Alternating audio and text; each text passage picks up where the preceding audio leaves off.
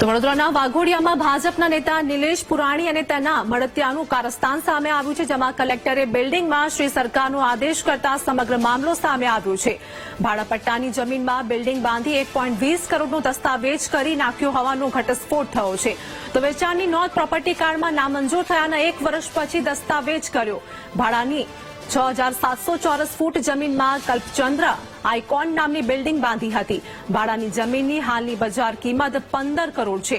તો નિલેશ પુરાણીની અરજી નામંજૂર કરી કલેક્ટરે શ્રી સરકારનો આદેશ કર્યો છે અને આ સાથે જ વાઘોડિયા ગ્રામ પંચાયતે 3 દિવસમાં જ 2 પરવાનગી આપી દીધાનો પણ ખુલાસો થયો છે।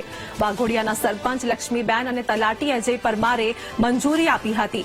જમીન વેચનારા સ્વર્ગીય મહેન્દ્ર મિશ્રાનું પણ નામ પ્રોપર્ટી કાર્ડમાં ન હોવાનો ઘટસ્ફોટ થયો। તો નિલેશ પુરાણી વડોદરા જિલ્લા પંચાયતના કારોબારી ચેરમેન છે।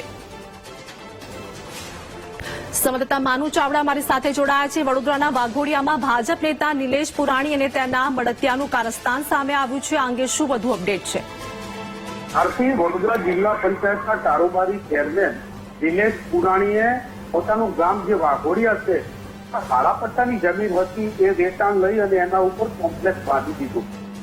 જે સરકારની ભાડાપટ્ટાની જમીન છે વેચાણ ન થઈ શકે, પરંતુ તેમ છતાં આ જમીન વેચાણ રાખી અને એના ઉપર 1.20 કરોડમાં ખરીદી અને બિલ્ડિંગ બનાવી દીધું। લોકોને દુકાનો વેચી પણ દીધી છે। સમગ્ર મામલે જે વેચાણ દસ્તાવેજ કરનાર છે એમનું પ્રોપર્ટી કામમાં નામ ચડાવવા માટે થઈ અને જયારે આ મામલો કલેક્ટરમાં ગયો ત્યારે સમગ્ર ઘટનાઓ પ્રકાશમાં આવી છે। નિલેશ પુરાણીની અરજી હતી એ નામંજૂર થઈ અને નાયબ કલેક્ટરે આ જમીન ફ્રી સરકાર કરવા માટેનો આદેશ કર્યો છે। એટલે કે અન્ય વ્યક્તિ પાસેથી ખરીદેલી જમીન સરકારની ભાડાપટ્ટાની જમીન હતી, તેમ છતાં વેચાણ દસ્તાવેજ કરી દીધો અને એના કારણે આ જમીન છે એ ફ્રી સરકાર કરવાનો આદેશ કર્યો છે। ત્યારે હવે આ કોમ્પ્લેક્સની અંદર દુકાનો ખરીદનાર વેપારીઓ છે એ મુશ્કેલીમાં મુકાય છે।